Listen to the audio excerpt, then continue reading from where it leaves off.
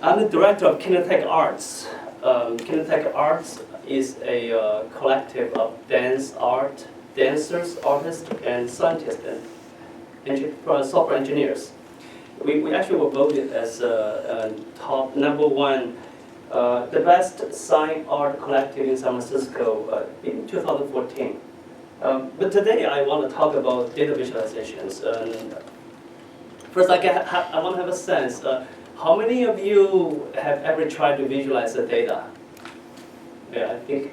How many of you tried to visualize data in the last 1 week? So you can see it's something that everybody cares. Everybody has to deal with it. Today, what I really want to present to you is a couple latest experiment on what's possible, with the data and how can you visualize it. So I guess the best way to do it is just to demonstrate it. So bear with me. Have a little bit problem with the window these days. Oh, okay, there we go. Hold on just a second. There we go. All right, so this is a floor at Fort Mason. You guys all know Fort Mason, right? It's in San Francisco. It's a quite big space.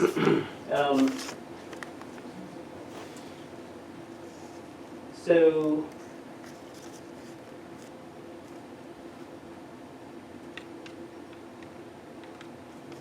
what's happening here is, of course, my screen resolution is not right.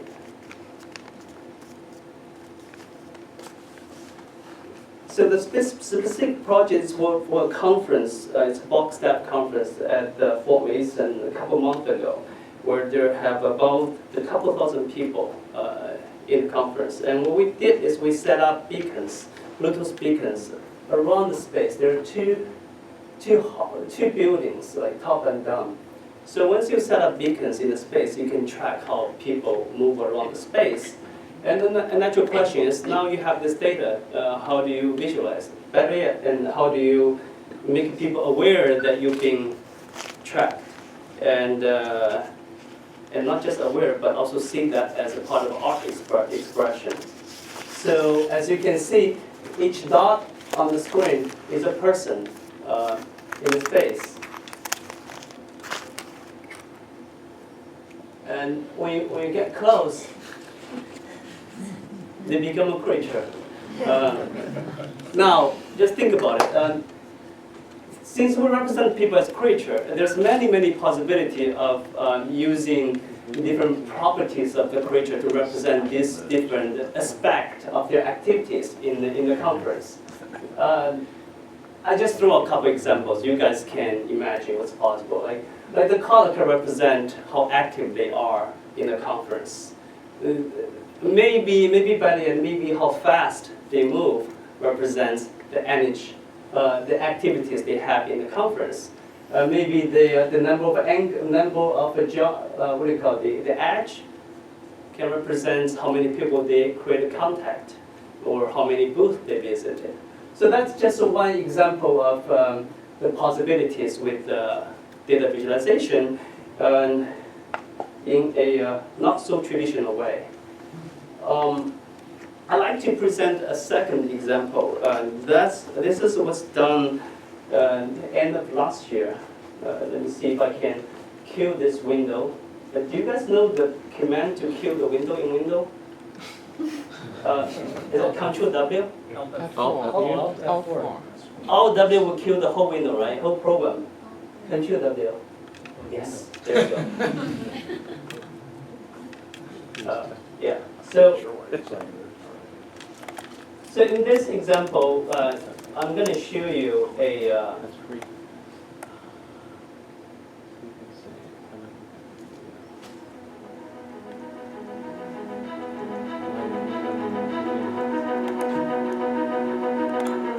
Network connection work. How many of you heard about network connection? So what network connection is let's say Piero and I know each other, we have a connection, and Piero and you know each other, you have a connection. And then you plot out all those connections in this so-called graph format. And that reveals, I'll show you what it reveals. So, in this particular graph, what you see here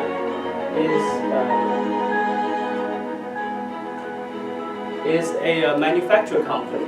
And the data being collected is how people share their information with each other. So data being collected over the space of a couple years, and anytime two people share something, in this particular case is on the Box platform. Let's say you share a file, and then it's so-called metadata, and then we discover that yes, you guys are connected.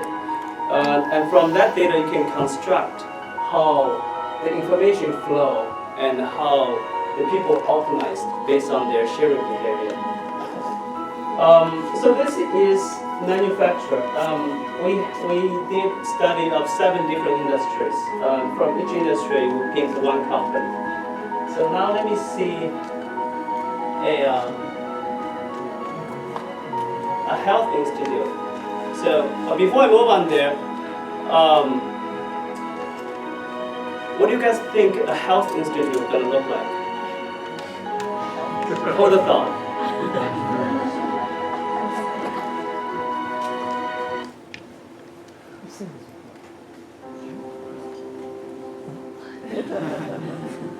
So I can't tell you which health institute it is because it's supposed to be non-disclosed information. But again, the data is collected over the time, the span of 2 years, I believe. As it progresses, you see more and more connectivity is being discovered, and we progressively get a fuller picture of how the organizations are organized, not on the paper, not on the org chart, but based on how people communicate with each other. And the graph is visualized in the 3D space. Because of that, then we can actually travel through this space and visit from one person to the other person. Now you can see that I don't need to tell you that the structure of a health institute is drastically different from a manufacturer you just saw. Yeah, you have a question? But both graphs had 2 different colors. Is there any meaning to different colors? For this particular case, one color is internal employee, the other color is external employee. So that's bring up one possibilities. The color can represent different things. Can represent gender, can represent how many years you were in the company. So for our study, we choose to represent as internal versus external employee. So let me show you another example. Finance, a bank. What do you think a bank should look like? Is bank gonna function well if they have this kind of structure? Let's see.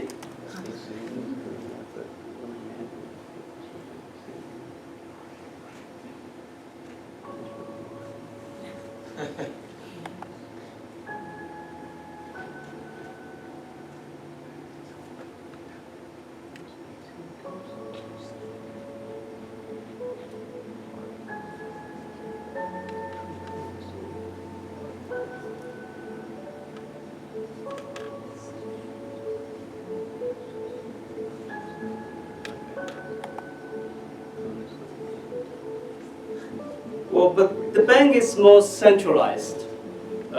I believe I'm stating the obvious here.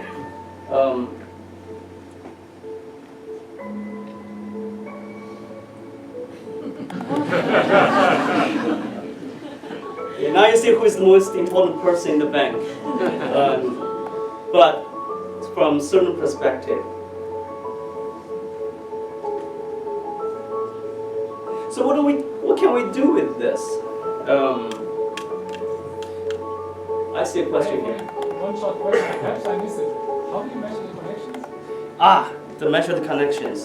So this is measured on the Box platform. Do you know Box? Dropbox? Yeah. Yeah, so Dropbox allows you to share file. Dropbox target is the consumer market. Box target on enterprise market. So their customer are more like companies. So they set up the file sharing service and basically the company IT infrastructure. And then when people share the information, share the document, there's a record being collected. And based on that record, you construct this graph. So,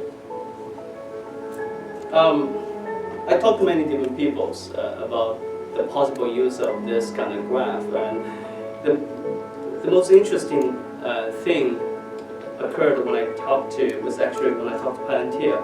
And their suggestion is really look for anomalies. So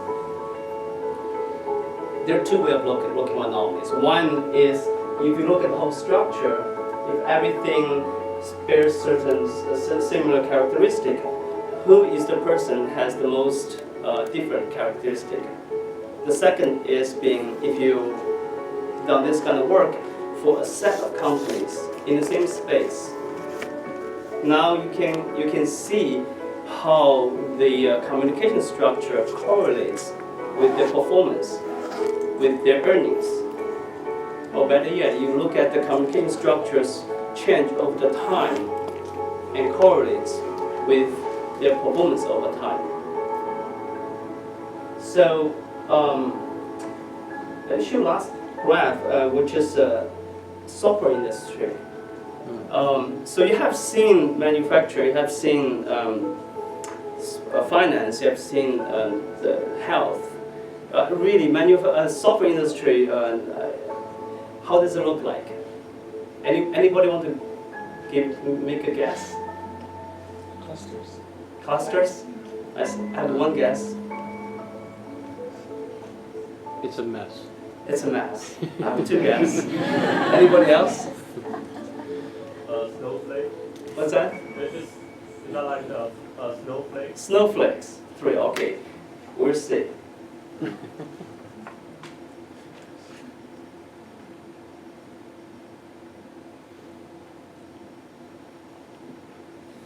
Software industry is a pretty creativity intense industry, and for that, it may require some specific way of communicating. That's my belief. I'm not sure how true it is. That's my belief. So, as you can see, it's pretty messy. From this graph, like in the finance graph, I can clearly tell who is the most important person. But in the software industry, software company, from the communication pattern, it's really hard to tell who is in the center of the communication. What I believe is for a creative process to happen, it needs a lot of communications. It needs very open discussions. Thus, it's important to have multiple levels of communication going on at once, and that might explain why it's so massive. However, I haven't seen too many of that example. It would be really interesting to see how a Facebook communication structure look like, or Apple, for example, look like, or compared to Google, compared to Oracle. That would tell us so much more information. So now we have the graph. It's in 3D. How do we interact with it? We experiment some sort of a gesture. Let me see.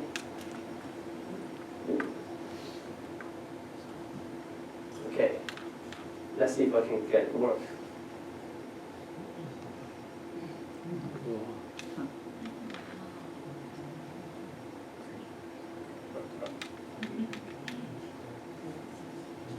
Okay, there's somebody over there.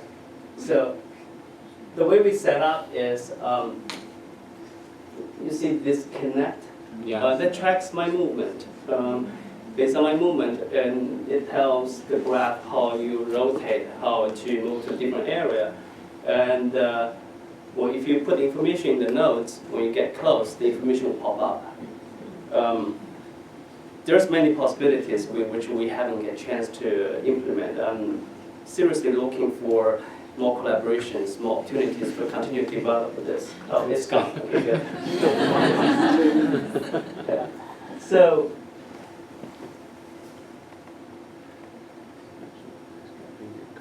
being a let it go. Being a dance company, it wouldn't be right if we build something that does not involve dancer. So when we built this gesture interface, we actually had a dance in our mind. Let me see. Okay, it's working. Good.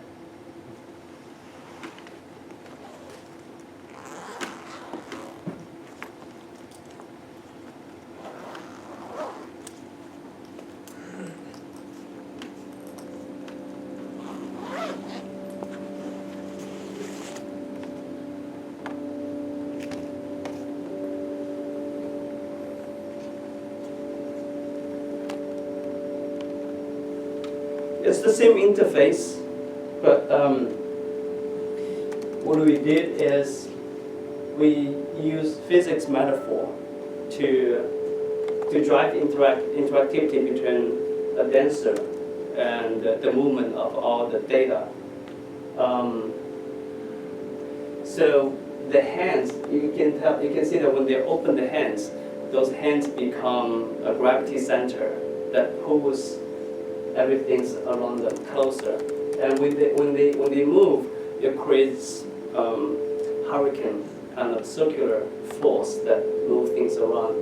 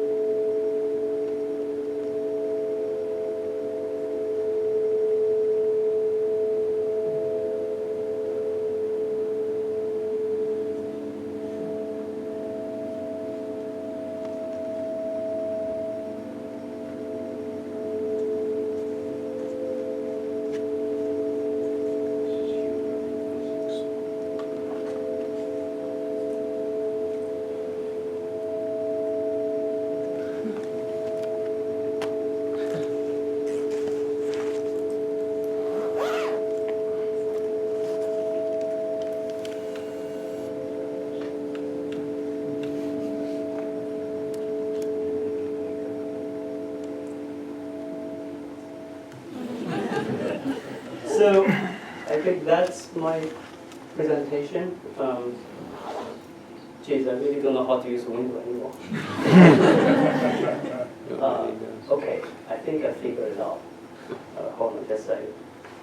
Yeah, so, we're Kine-tech Arts, a art and science collective, and if you're interested, every Tuesday night we have open lab in San Francisco, where artists, programmers, scientists come together to create interesting experiments and to let people idea come and see what happens. And some of what we did, what you see in our work is really influenced by those activities, how people from different communities, different genres come together and influence each other. I think that's it. If you have any questions.